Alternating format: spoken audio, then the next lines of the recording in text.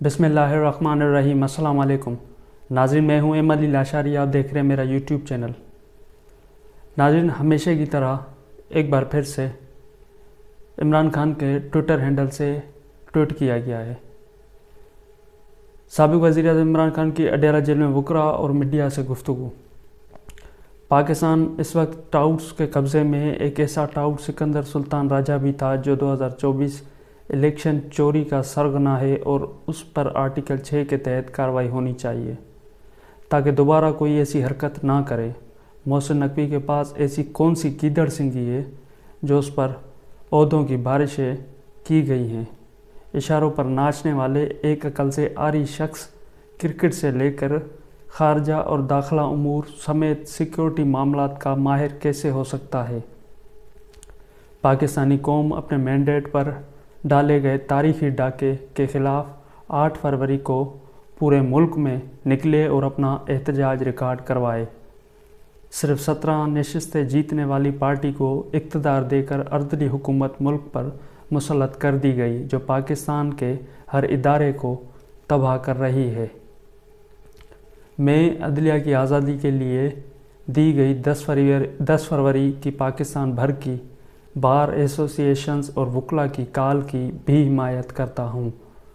ملک میں قانون کی حکمرانی کے بغیر کسی قسم کا استحکام ممکن نہیں، اور قانون کی حکمرانی آزاد عدلیہ کے بغیر ممکن نہیں ہو سکتی۔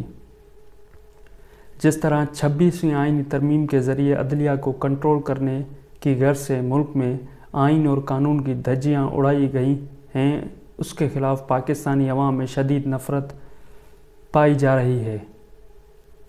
جو حالات ہیں اس سے یہ تاثر ملتا ہے کہ موجودہ نظام جمہوریت کے خلاف باقاعدہ برسر پیکار ہے، اور روز ایک ایسا نیا اقدام اٹھایا جاتا ہے جو جمہوریت کی روح کے عین منافی ہو۔ روایتی میڈیا تو پہلے ہی بوٹوں کے نیچے ہے، اب پیکا کا کالا قانون منظور کر کے عوام کے حق رائے دہی کا واحد ذریعہ یعنی سوشل میڈیا پر بھی مارشل لا لگا دیا گیا ہے۔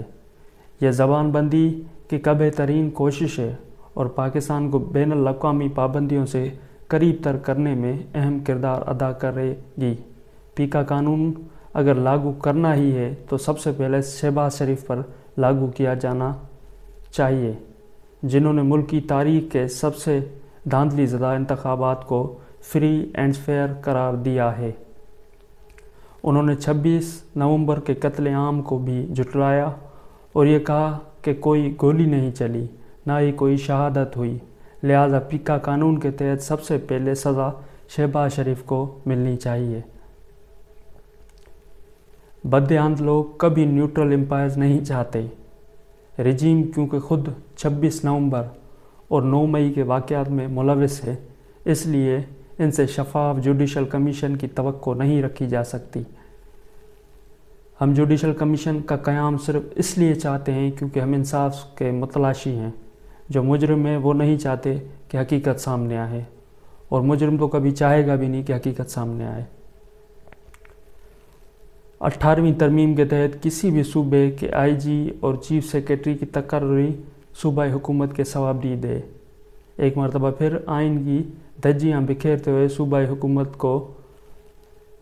حکومت کے دیے گئے 3 ناموں کو اپنے پاکٹ لاس کے ذریعے ردی کی ٹوکری میں پھینک کر خیبر پختونخوا میں وفاق کی مرضی کا آئی جی انسٹال کر دیا گیا۔ میں علی امین کو خصوصی ہدایت کر رہا ہوں کہ صوبے کے عوام کے حقوق کا تحفظ آپ کی ذمہ داری ہے۔ ملک کے باقی 3 صوبوں میں پہلے ہی ہمارے کارکنان کے خلاف ظلم و بربریت کا بازار گرم ہے۔ اگر خیبر پختونخوا میں بھی ہمارے کارکنان کو یہ سب برداشت کرنا پڑا تو اس کی ذمہ داری صوبائی حکومت اور وزیر اعلیٰ پر ہوگی۔ ہمارے کسی ورکر کے خلاف کوئی زیادتی ہوئی تو فوراً ایکشن لے کر آئی جی کو فارغ کرنا ہے۔ تو یہ تھا ناظرین عمران خان صاحب کے ٹویٹر اکاؤنٹ سے جو ٹویٹ کیا گیا تھا۔ تو خان صاحب جو ہیں بالکل اسی موڈ میں، بالکل وہ کہتے ہیں نا کہ کسی کے حواسوں پہ سوار رہنا، بعض اوقات کچھ ایسے اقدامات کر کے یا کچھ ایسی باتیں کہہ کے اس قسم کے لوگوں کے خصوصی طور پہ ان کے سروں پہ سوار ہونا. تو خان صاحب جو ہے نا بڑے ماشاءاللہ مطلب اگلے بندے کو پرواہ ہی نہیں ہے نا. 20 مہینے ہو گئے جیل میں پڑا ہوا ہے, وہ کہہ رہا ہے میں 20 مہینے کیا, یہ تو آپ مجھے اگر 20 سال بھی رکھنا چاہیں تو میں جیل کاٹ لوں گا, میرے لیے کوئی مسئلہ ہی نہیں ہے. میں پاکستان چھوڑ کے لندن اور امریکہ تو جانے سے رہا کیونکہ یہ میرا ملک ہے. کوئی اپنا ملک چھوڑ کے بھی جاتا ہے بھلا, تو وہ اپنے ملک تو کسی صورت چھوڑنے کو تیار نہیں ہے, اور کسی قسم کی کوئی ڈیل کرنے کو وہ بندہ تیار نہیں ہے. تب وہ خان صاحب جس لیول کی بات کرتے ہیں نا, خان صاحب کی جو بات ہوتی ہے, بات کرنے کا جو اسٹائل ہوتا ہے, یا وہ کوئی کھلا خط لکھتے ہیں یا ان کے ٹویٹر ہینڈل سے کوئی ٹویٹ آتی ہے, تو میں یہ کہتا ہوں کہ خان صاحب مطلب اس قسم کا جو بھی خط ہو, کھلا خط ہو یا ٹویٹر ہینڈل سے ان کے سے کوئی ٹویٹ ہو جاتی ہے, تو یہ چیزیں ان کے سروں پہ سوار ہو جاتی ہیں. مطلب خوف ان کے سروں پہ سوار ہو جاتا ہے. یہ اردلی حکومت کے اور ان کے جو ہینڈلرز ہیں, اردلی حکومت اور ان کے جو ہینڈلرز ہیں, ان کے سروں پہ خوف طاری ہو جاتا ہے. اور دوسری جانب ناظرین, غیر سرکاری تنظیم پتن نے انتخابات 2024 کے حوالے سے ایک بہت بڑے انکشافات کیے ہیں جو میں ابھی آپ کے سامنے رکھتا ہوں. غیر سرکاری ترقیاتی تنظیم پتن نے 8 فروری 2024 کے انتخابات کے حوالے سے تازہ ترین رپورٹ جاری کرتے ہوئے انتخابات میں دھاندلی, ہیرا پھیری اور جبرن ووٹنگ کے 64 نئے ذرائع کے استعمال کا انکشاف کیا ہے. جمعرات کو الیکشن 2024 کے ایک سال مکمل ہونے پر پتن ترقیاتی تنظیم نے رائے دہندگان کے خلاف جنگ کے عنوان سے اپنی رپورٹ کا پہلا حصہ جاری کیا ہے. پتن رپورٹ میں بتایا گیا ہے کہ انتخابات سے پہلے اور پولنگ کے دن ووٹنگ میں مطلوبہ نتائج حاصل کرنے کے لیے دھاندلی کا استعمال کیا گیا, جس کے بعد ارباب اختیار اپنے اور مملکت کے سارے وسائل عوام کے چوری شدہ مینڈیٹ کو بچانے میں صرف ہو رہے ہیں. رپورٹ میں کہا گیا کہ اس کے لیے پیکا ایکٹ اور 26ویں آئینی ترمیم کے بطور ہتھیار استعمال کیا جا رہا ہے. ایسا لگتا ہے کہ ملک میں آمریت زور پکڑ رہی ہے.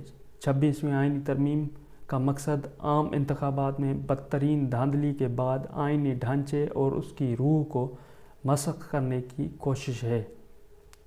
عدلیہ اور میڈیا کو دبانے کے لیے اقدامات کیے گئے ہیں. پتن رپورٹ میں مزید کہا گیا ہے کہ الیکشن کمیشن کی ویب سائٹ کی تحقیق کے بعد انتہائی تشویشناک صورتحال سامنے آئی. تحقیق سے پتہ چلا کہ الیکشن کمیشن ستمبر 2024 تک اپنی ویب سائٹ پر انتخابی نتائج کے فارم تبدیل کرتا رہا ہے. الیکشن کمیشن کی ویب سائٹ پر دیکھا گیا کہ لاہور میں قومی اسمبلی کے متعدد حلقوں میں سینکڑوں پولنگ اسٹیشن پر رائے دہندگان کا ٹرن آؤٹ 80% سے زیادہ رہا ہے. کچھ حلقوں میں یہ ٹرن آؤٹ 100% سے بھی زیادہ دکھایا گیا, جو کہ ناممکن بات ہے. اس سے الیکشن میں دھاندلی ظاہر ہوتی ہے.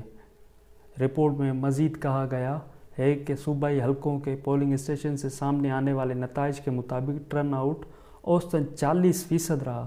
ایسا رجحان کراچی اور پنجاب میں زیادہ پایا گیا. اس کے علاوہ سپریم کورٹ کے واضح احکامات کے باوجود 5 درجن سے زیادہ مخصوص نشستیں ابھی بھی خالی ہیں. پتن رپورٹ میں سفارش کی گئی ہے کہ 2024 کے عام انتخابات میں دھاندلی کی تحقیقات کے لیے تحقیقاتی کمیشن قائم کرنے کی ضرورت ہے. تو یہ تھی ناظرین پتن کی رپورٹ. پتن نے جو رپورٹ شائع کی ہے تو یہ وہ پتن کی رپورٹ تھی. غیر سرکاری تنظیم ہے ایک پتن. اور ناظرین اس کے علاوہ امریکی ریپریزنٹیٹیو ہیں جو ولسن, انہوں نے آج پھر ایک بار ٹویٹ داغ دیا ہے. اب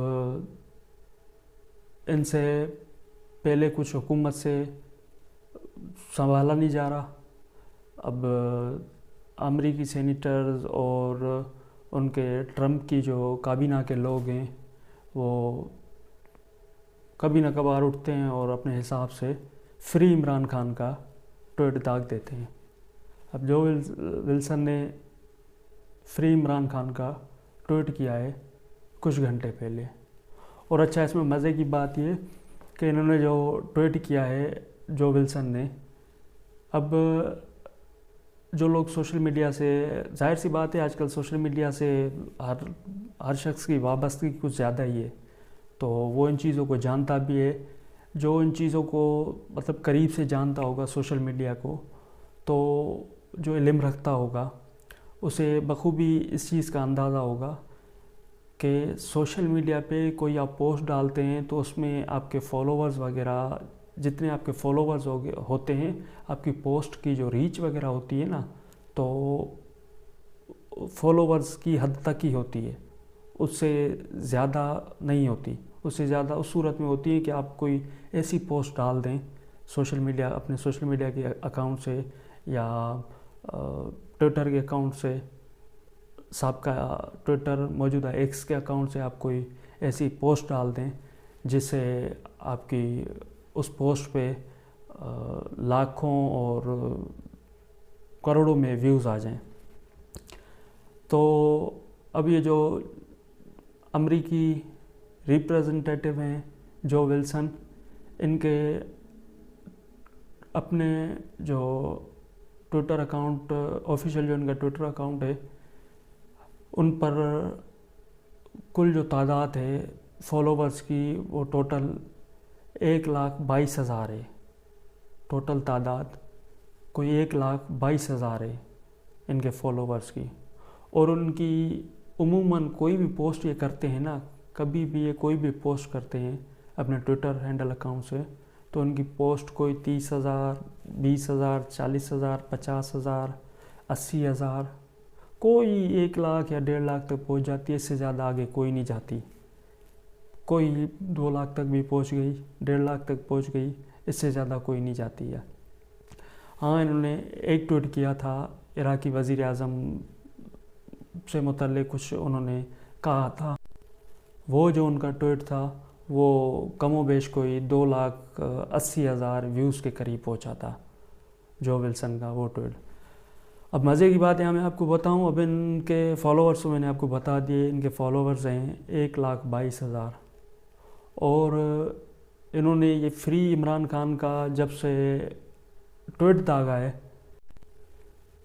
فری عمران خان کا جو انہوں نے ٹویٹ داغا ہے یا کیا ہے اپنے اکاؤنٹ سے، تو اب تک ان کے اکاؤنٹ پہ اس فری عمران خان کے ٹویٹ پہ یا اس پوسٹ پہ، ایکس کی اس پوسٹ پر 8,95,000 ویوز آ چکے ہیں. ناظرین 8,95,000، کم و بیش کوئی 9 لاکھ کے قریب. اور میں سمجھ رہا ہوں جب تک یہ ویڈیو میں اپلوڈ کروں گا اور یہ ویڈیو دیکھنے والوں تک، میرے ناظرین تک جب یہ پہنچے گی، تو یہ ویوز کم و بیش کوئی 10 لاکھ 1 ملین پلس کراس کر چکے ہوں گے یہ ویوز اس پوسٹ پہ. تو اب مزے کی بات یہ ہے کہ یہ صرف ایک ٹویٹ کرتے ہیں فری عمران خان کا. ان سے ویسے ہی جو ہے فری عمران خان برداشت نہیں ہوتا اس اردلی حکومت سے، فارم 47 کی ناجائز چور حکومت سے. اور پھر جب یہ صورتحال دیکھتے ہیں کہ ایک بندے لازمی دیکھتے تو ہوں گے، یہ بھی دیکھتے ہوں گے، ان کے جو ہینڈلرز ہیں وہ بھی دیکھتے ہوں گے، ایسی چیزیں تو وہ بالکل قریبی دیکھتے ہوں گے. تو ایک شخص کے 1,22,000 فالوور ہیں اور وہ ایک پوسٹ کرتا ہے، اس پوسٹ پہ کوئی کم و بیش 9 لاکھ ویوز آ جاتے ہیں دیکھتے ہی دیکھتے کچھ ہی گھنٹوں کے اندر. تو یہ باتیں اصل میں انہیں اور جو ہے نا اردلی حکومت کو اور زیادہ خوف میں مبتلا کر رہی ہیں. یہ باتیں،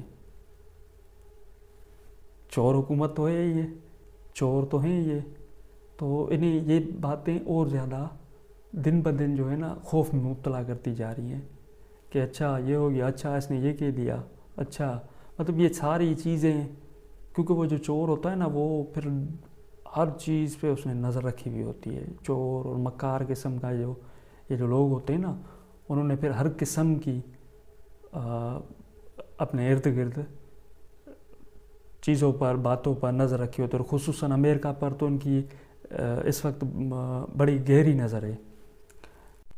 تو ناظرین یہ تھی آج تک کی ساری صورتحال جو میں نے آپ کے ساتھ شیئر کی.